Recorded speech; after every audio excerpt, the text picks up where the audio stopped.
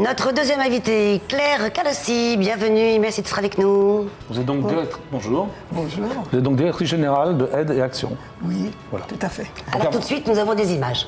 Très bien. Vous les connaissez, mais nous peut-être pas, alors on regarde. Satya a de l'avenir.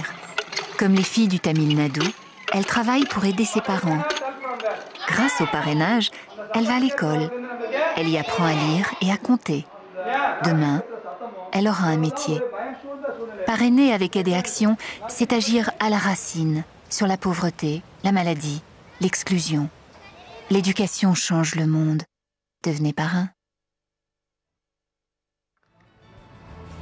C'est une journée de parrainage aujourd'hui. Oui.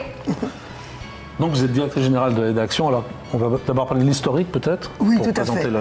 l'association. Cette association a 27 ans.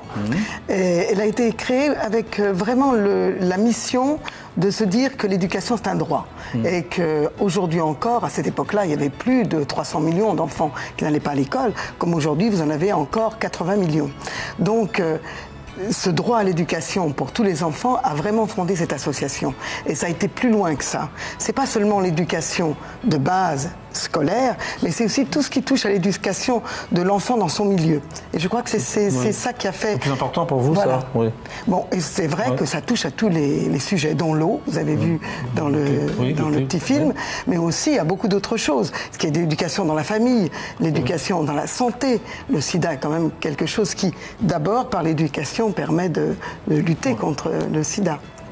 Les objectifs alors d'Aide et Action? Les objectifs d'Aide et Action, c'est effectivement que plus d'enfants aillent à l'école et qu'on arrive à réduire ces 80 millions, mais aussi qu'ils reçoivent une éducation de qualité. Parce qu'en fait, vous savez, aujourd'hui, il y a plus d'1 milliard d'enfants, c'est ce qu'on pourrait même peut-être dire plus, qui vont à l'école, mais qui ne finissent pas leur cycle scolaire. Et qui sortent avant, surtout les petites filles.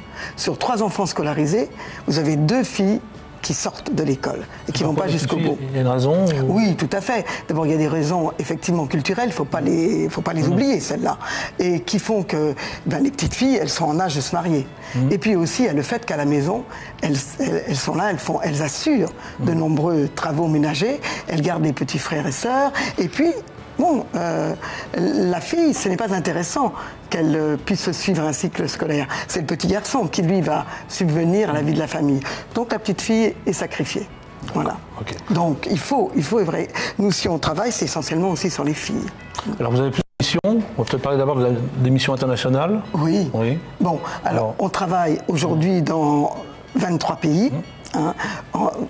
Les derniers pays que nous avons ouverts, vous vous en doutez, c'est la Chine. Oui. Et je crois que nous sommes dans la région où s'est trouvé ce terrible tremblement de terre. Et nous travaillons beaucoup sur la migration en Chine, puisque les gens quittent les campagnes et vont à la ville sans moyens, et ils sont aussi étrangers dans leur propre pays. Que des étrangers qui viennent par exemple chez nous. Ils ne connaissent pas la langue, ils ne connaissent pas les coutumes, ils arrivent et ils n'ont rien. Et ils ne sont pas forcément très bien accueillis non plus. Et ils ne sont pas accueillis. Ils n'ont pas le droit de mettre leurs enfants à l'école, donc il y a énormément d'écoles clandestines. Oui. Et donc notre rôle, c'est effectivement, c'est un vrai drame, parce que les enfants donc ne sont pas scolarisés. Ils ne le sont pas d'ailleurs beaucoup plus dans leur village, mais bon, s'ils arrivent à la ville, au moins qu'on puisse un peu accompagner. Et puis la migration, il faut l'accompagner. Il faut permettre aux gens de s'intégrer et il faut permettre aux gens qui sont sur place, qui les accueillent, de recevoir une éducation pour savoir recevoir ces gens-là. Ça, je crois que c'est ça qui est important. Alors vous venez d'Haïti, de République dominicaine. Alors là, c'est encore un sujet. Bon, on sait bien, Haïti, c'est le pays le plus pauvre du monde. Vraiment. Le plus pauvre du monde. Vraiment, tous les gens qui, comme moi, dans ce travail d'ONG, comme organisation non gouvernementale, d'associations, travaillons dans le monde. Haïti, c'est le pays qui nous touche le plus. Petit pays, 7 millions d'habitants, 7 millions de pauvres. 7 millions de pauvres, en fait. Allez, il y en a peut-être 30 000 qui s'en sortent. Et c'est de pire en pire. Et les enfants qui sont le long de la frontière font des kilomètres, traversent la frontière pour aller de l'autre côté, dans les écoles dominicaines. Et dans les écoles dominicaines, et c'est bon à le savoir, ils sont reçus. Ils ne sont pas maltraités. Ils sont reçus, ils reçoivent une éducation en espagnol, parce qu'il n'y a pas d'école de l'autre côté, du côté haïtien. Alors notre rôle, c'est de travailler sur cette frontière avec les Haïtiens et avec les Dominicains ensemble, les faire travailler ensemble. Donc on fait des programmes, ce qu'on appelle multiculturels, qui permettent aux enfants et aux parents de vivre ensemble sur cette frontière.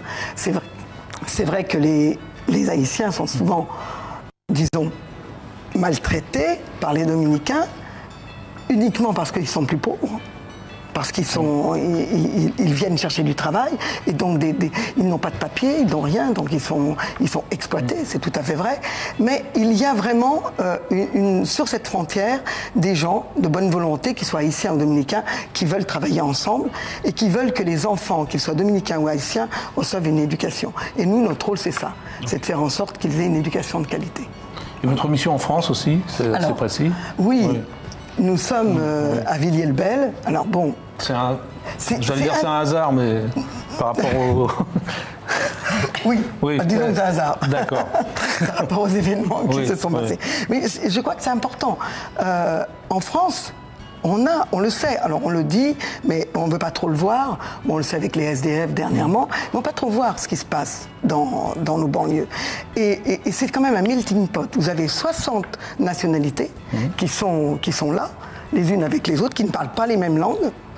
Vous avez des enseignants français qui sont dans des conditions de travail psychologiques et terribles. Et ils veulent faire quelque chose. Et ils savent très bien que le meilleur moyen de faire en sorte que ces enfants vivent ensemble, reçoivent une éducation de qualité et puissent s'intégrer en France, c'est effectivement travailler avec eux sur la citoyenneté et sur tous les problématiques qu'ils rencontrent, non pas français, étrangers, comme on veut souvent le dire, mais étrangers, entre étrangers, entre Français. C'est toute cette population qui a besoin, disons, de se connaître, de se découvrir. Et il n'y a que l'éducation. Hein. C'est pour ça que nous, on dit l'éducation change le monde. Mais on le sait que c'est ça.